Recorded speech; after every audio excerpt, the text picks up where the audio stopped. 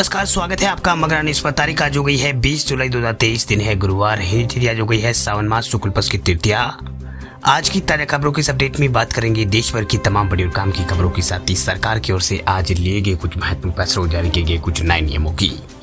तो बुलेटिन की शुरुआत करते हैं पहली खबर से। तो 27 जुलाई को मिलेगी पीएम किसान सम्मान निधि योजना की 14वीं किस्त। 8.5 करोड़ से ज्यादा किसानों के खाते में आएंगे 2,000 रुपए। प्रधानमंत्री मोदी 27 जुलाई 2023 को पीएम किसान सम्मान निधि योजना की 14वीं किस्त जारी करेंगे। राजस्थान के सीकर से देश भर के 8.5 करोड़ से अधिक किसानों के खाते में 2,000 रुपए किस्त जारी सरकार की ओर से की जाएगी। इस योजना के तहत छोटे और सीमांत किसानों को मोदी सरकार जो है हर साल 6,000 रुपए देती है, यानी 2,000 रुपए की 3 किस्तें जो है सरकार की ओर से दी जाती है।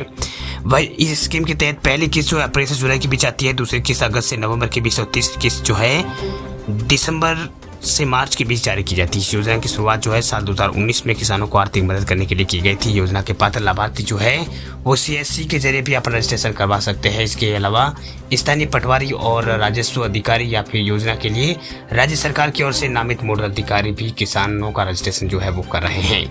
वह अगर आपने इस योजना का फायदा लेने के लिए आवेदन किया है तब आप अपना नाम जो है लाभार्थी की सूची में आप अगर देखना चाहते हैं तो आपको सरकारी वेबसाइट जो है किसान जो pmkisan.gov.in वेबसाइट है इसके ऊपर जाकर आप अपना नाम चेक कर सकते हैं। बात अब करते हैं अगली खबर की। तो फर्जी लोन ऐप्स की अब खैर नहीं, आरबीआई लेने जा रहा है बड़ा फैसला। देश में डिजिटल क्रांति के दौर में ऐसे कई बदलाव हुए हैं। इन बदलावों में से लोगों को फायदा पहुंचा है तो कुछ लोगों को नुकसान भी पहुंचा है। खासकर लोन की अगर बात करें तो बैंकों से लोन लेना पहले से टेढ़ी खीर भी माना जाता है। अब यहाँ पर पहले भी यहाँ पर टेढ़ी खीर माना जाता है, लेकिन अब उसमें यहाँ पर कुछ राहत यहाँ पर मिली है। यानी बाजार में हर दूसरे दिन जो है नया ऐप आता रहता है और जो दावा करता है कि कुछ ही सेकंडों में लोन का पैसा जो है आपके खाते में क्रेडिट हो जाएगा। दरअसल फर्जी लोन ऐप्स की मार्केटिंग जो है वो होती है, यानी फर्जी लोन ऐप्स की मार्केट में भरमार हो चुकी है। वही ऐप्स आपको जो है मिनटों में लोन देने की बात करते हैं, मिनटों में लोन देने के नाम पर मोटा चूना लगा रहे हैं। अब इन ऐपों की खैर नहीं है, क्योंकि आरबीआई जो है भारतीय रिजर्व बैंक एक नया सिस्टम तैयार करने जा रहा है, जिसके बाद फर्जी लोन ऐप्स के पब्लिक के साथ गड़बड़ी करना तो दूर उसके बारे में सोच भी नहीं पाएंगे।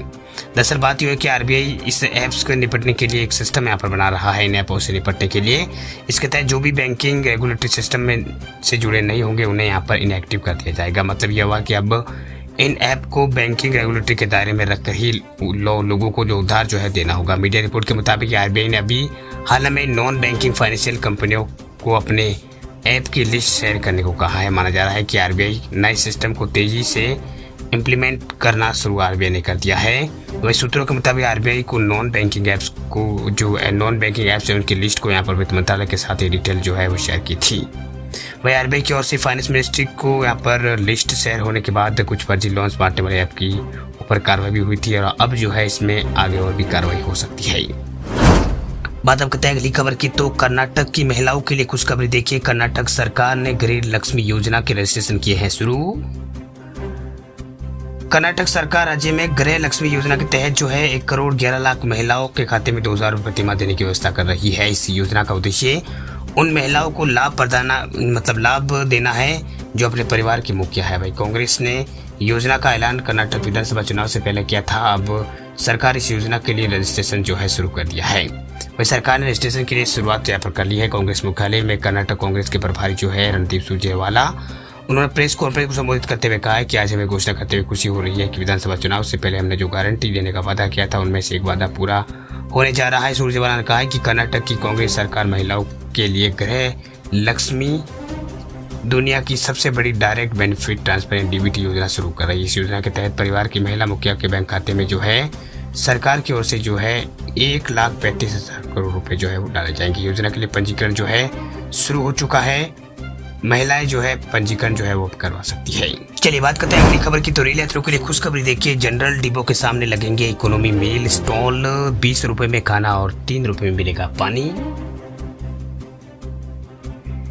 भारतीय रेल में सफर करने वाले यात्रियों के लिए खुशखबरी है। दरअसल अब यात्री जो है अब ट्रेन के जनरल कोच से सफर करने वाले यात्रियों को खाने पीने को लेकर अब परेशान होने की जरूरत नहीं पड़ेगी, यानी अब यात्रियों को जो है परेशान होने की जरूरत नहीं होगी। दरअसल बात यह है कि अब स्टेशन के प्लेटफॉर्म पर भी जनरल कोच के सामने जो है इकोनॉमी मील स्टॉल जो है लग जाएगा। इन स्टॉल पर बेहद ही किफायती दाम पर जो है खाने पीने की सुविधा जो है वो मिल जाएगी, यानी खाने पीने की सुविधा जो है वो मिल जाएगी।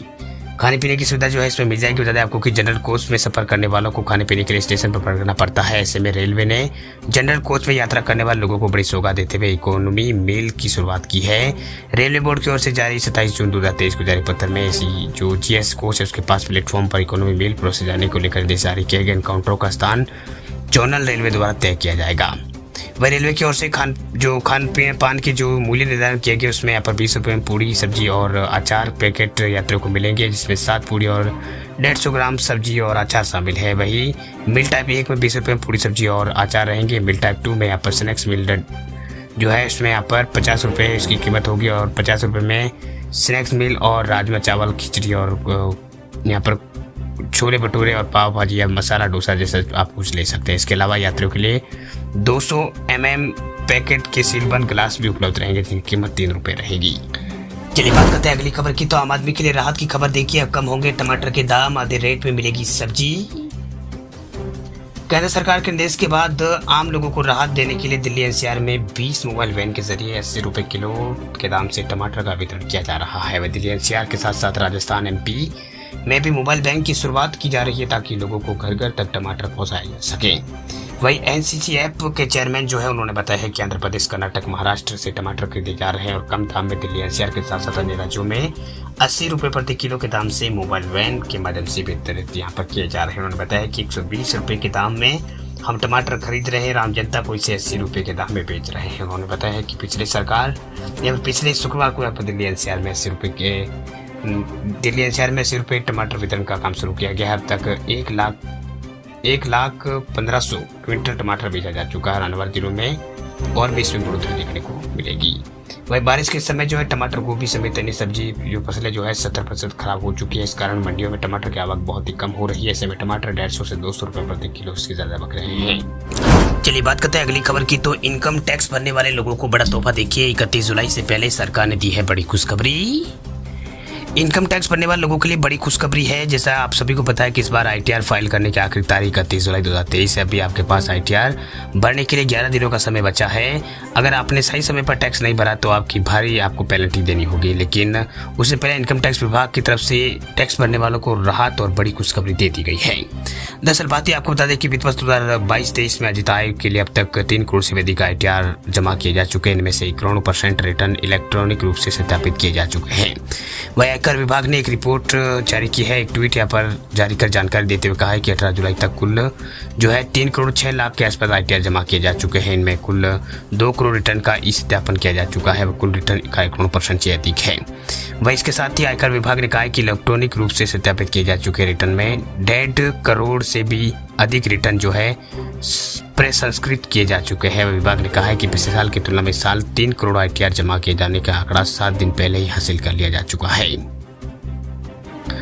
वही न्यू टैक्स नियम के तहत 7 लाख रुपए तक की आमदनी अब टैक्स फ्री है। और इसी तरह यहाँ पर यदि कोई ओल्ड टैक्स रिजिम को सिलेक्ट करता है तो उसे 60 साल की कम उम्र वालों को ये छूट 2.5 से 2.5 लाख रुपए है और 60 साल से ज्यादा उम्र वालों के लिए ये छूट जो है 3 लाख रुपए तक है। बात हम करते हैं अगली खबर की। तो एसबीआई योनो ऐप को लेकर बड़ी खबर देखिए, अब नॉन एसबीआई अकाउंट होल्डर्स भी कर पाएंगे एसबीआई योनो ऐप का इस्तेमाल। देश के सबसे बड़े पब्लिक सेक्टर के bank state bank of India यानी एसबीआई ने ग्राहकों को एक नई सुविधा दी है। दरअसल अब एसबीआई और नॉन एसबीआई ग्राहक दोनों ही बैंकों के जो मतलब एसबीआई का डिजिटल ऐप जो है योनो ऐप, उसमें यूपीआई पेमेंट कर सकेंगे। बैंक ने इसके लिए योनो का एक नया वर्जन लॉन्च किया। इसके तहत यहाँ पर जिसका इस्तेमाल किसी भी यहाँ पर बैंक ग्राहक के यूपीआई कोई भी यहाँ पर ग्राहक जो है यूपीआई पेमेंट कर सकता है। ऐसे में एसबीआई के योनो के जरिए यूपीआई पेमेंट करने के लिए एसबीआई में अकाउंट की आवश्यकता नहीं है।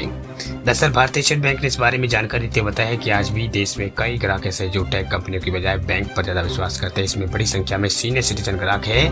ऐसे में हमने उन ग्राहकों को ध्यान में रखते हुए योनो के जरिए डिजिटल पेमेंट लॉन्च करने का फैसला किया है। अन्य बैंकों के ग्राहकों को भी अपनी तरफ आकर्षित करने के लिए हमने नॉन एसबीआई अकाउंट होल्डर्स को भी योनो ऐप के जरिए यूपीआई पेमेंट करने की सुविधा देने का फैसला किया है। ऐसे में अब योनो इस्तेमाल करने के लिए एसबीआई अकाउंट की आवश्यकता नहीं होगी। गैर एसबीआई अकाउंट होल्डर्स भी ऐप का इस्तेमाल जो है वो कर पाएंगे और आसानी से यूपीआई पेमेंट जो है वो कर पाएंगे।